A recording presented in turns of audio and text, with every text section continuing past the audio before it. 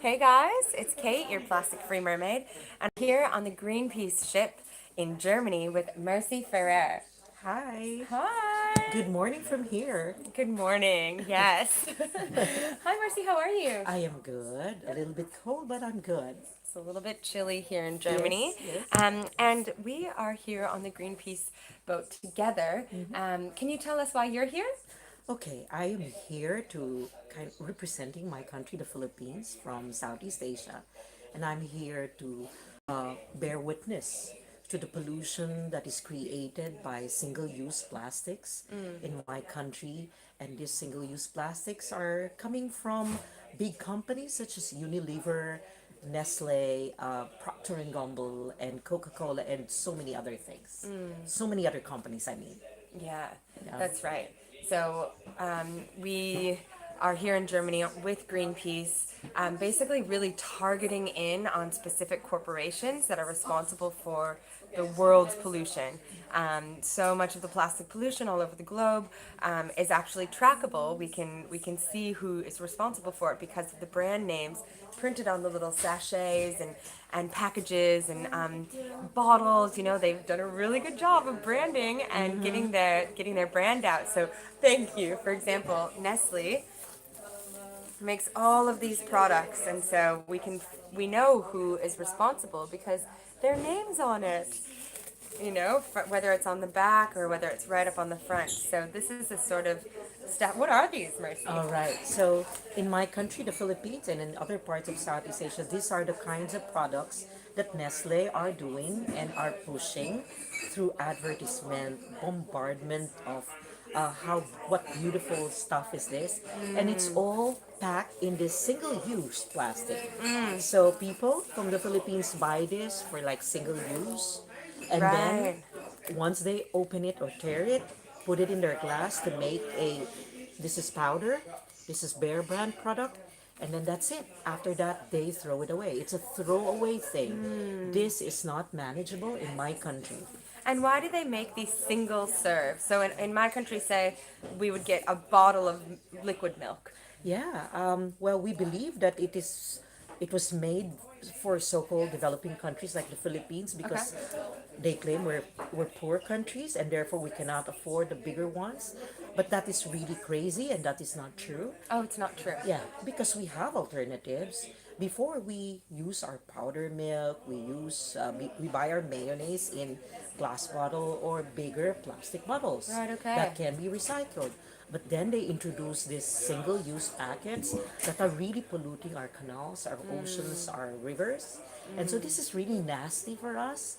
And we don't really believe these greedy multinationals, you know, making this kind of packaging and delivering the products because it is for us, for the poor people, or for the Philippines for that matter. We simply Right. do not get it.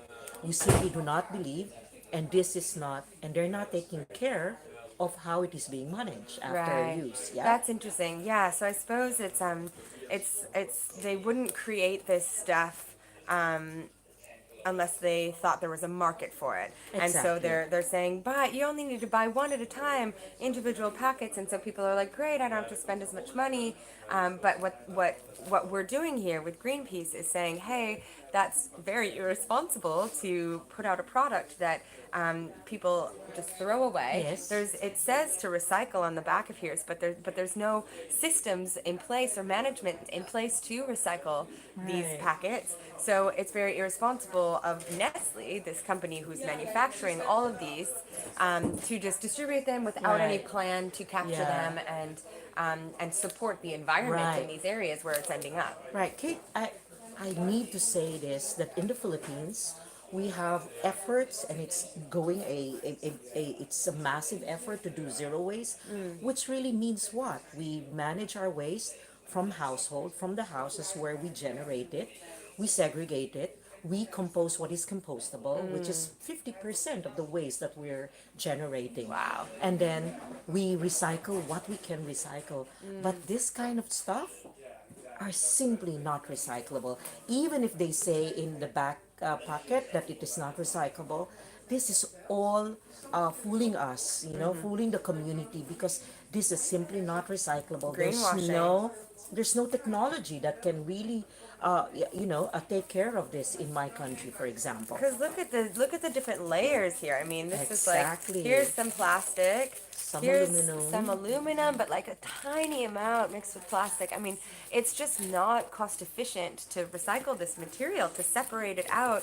I mean, who's going to pay for that? And then into what kind of plastic is going to be made? This is not going to be recycled ever. It could potentially be downcycled, but there aren't even systems in place for that. Right. It can be downcycled, but no one is really investing on that. But Right. but of course these are all stopgap measure Yeah. because this is not really the way to go for Nestle and for Unilever.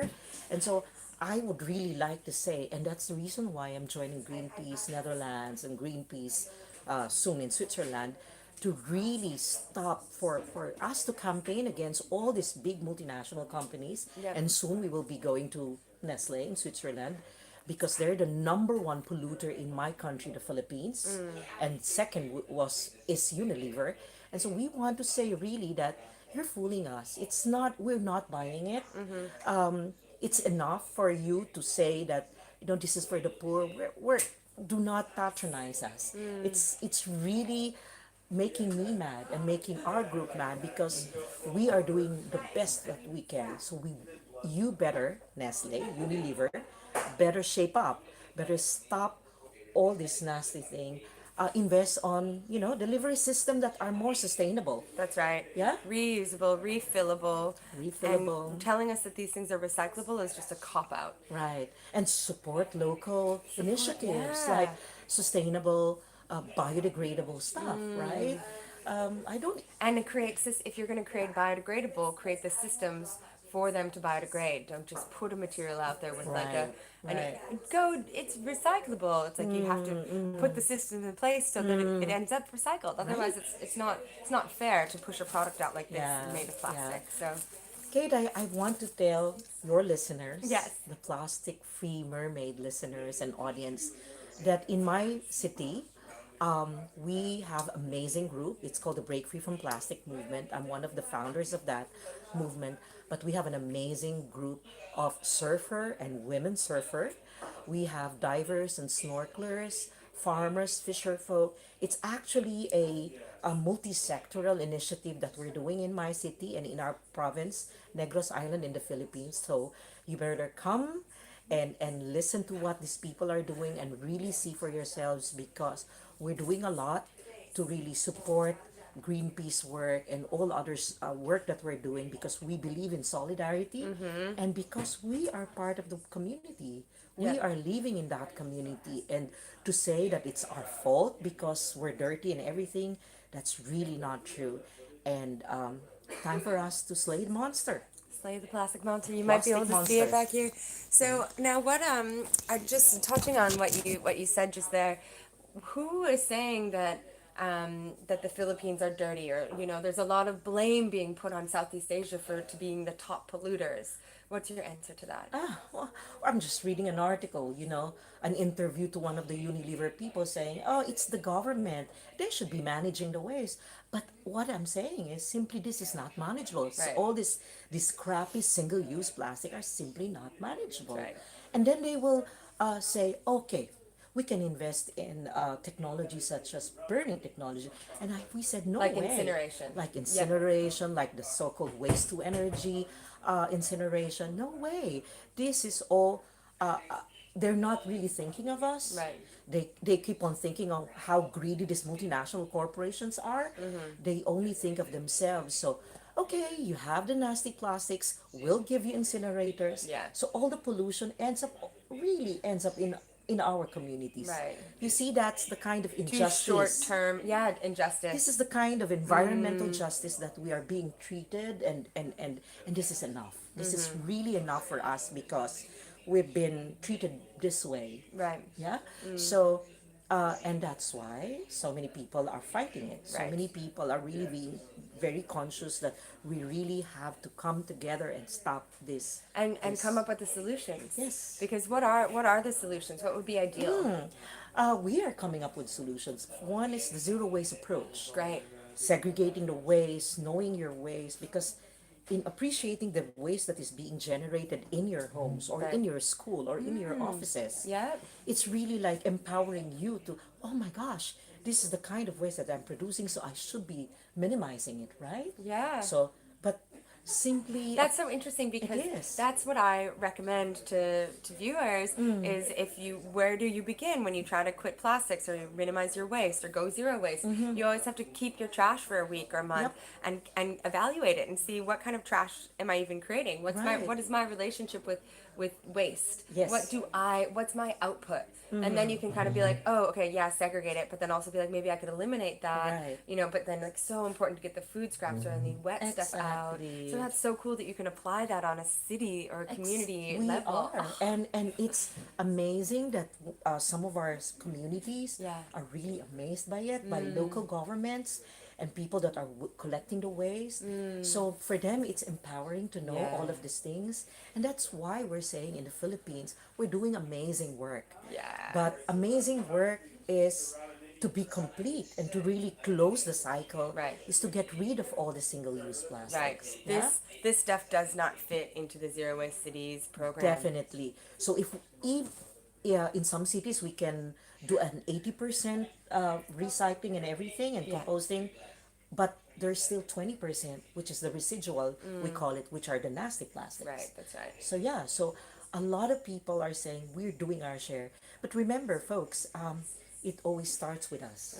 You know, once you know your waste, once you appreciate your waste, you're going to minimize it. It's 100% formula. Oh my God, this is my waste. I'm going to do something about it.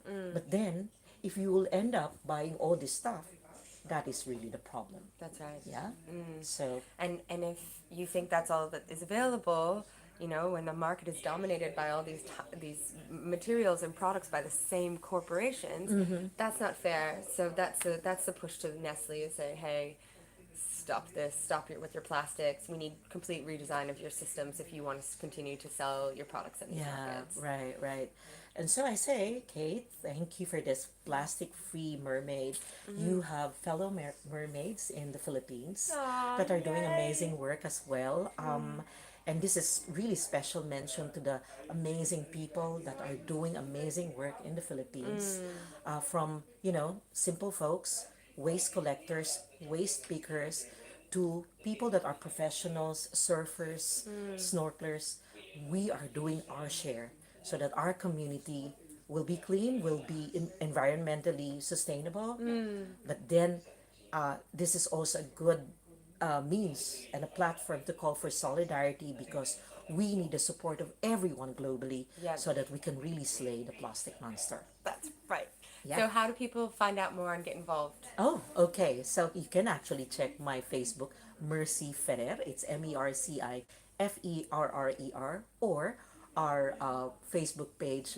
This is the Wow Negros Oriental Philippines. So you better check it.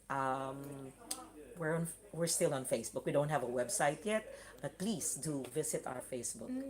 Thank you so much. Thank and you. I forgot to ask, and I want to just ask, what was it? How did Break Free from Plastics? How did this come about? Oh, nice. Okay. Came about. The global movement was launched in the Philippines. Yeah.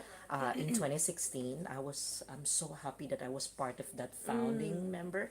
I used to work for an environmental health organization called Healthcare Without Harm, so I did a lot of like work like this, and I was part of that, and Greenpeace was part of that, Guy was part of that, and so from then on, when I moved to the central part of the Philippines, I co-founded the War on Waste, Break Free from Plastic, Negros Oriental, which is in the central part of the Philippines, which is a beautiful island. Can't wait to visit.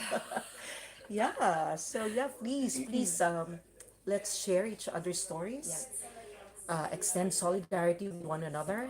I think that's the way to go forward, and really focus on policies and slaying the plastic monster, and really go and get Nestle and Unilever and others. We're gonna get them. That's right. Right. Thanks, Merci. Oh, thank you so much. Thanks so much for tuning in, you guys. Definitely subscribe to my channel if you like these interviews and want to learn more about the amazing legends working for change for our planet and other plastic-free tips and recipes. Thank you. Goodbye.